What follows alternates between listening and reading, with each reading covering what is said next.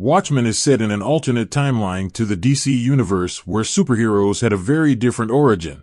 It is a dark and grim world where America's dominance as a world power is essentially sustained by the existence of Dr. Manhattan. This superbeing dwells and controls the quantum realm and almost the entirety of time and space. He does have a certain advantage when indulging his wife in the pleasures of the flesh. In this particular instance, Dr. Manhattan clones himself, or arguably uses time remnants of himself, to engage Silk Spectre 2 in a sultry threesome. Given his pretty much limitless power, there isn't much Dr. Manhattan can't do. See multiple timelines at once? Check. Fly to the moon and chill? Check. Create a clone version of yourself to have a threesome with your wife? Big check. In the classic Watchmen graphic novel, Silk Spectre thought she was being touched by Dr. Manhattan, but then she realized more than two hands were in play. Lori's eyes are closed, but she realizes there are too many hands touching her face. When she looks up, there are two Jounts in the bedroom with her, and another one doing a science experiment in the next room. Dr. Manhattan used his reality-altering powers to create clones of himself so he could satisfy her while simultaneously working on other tasks. Silk Spectre was literally horrified by this act. Lori is furious and leaves, but John does not understand what he did wrong.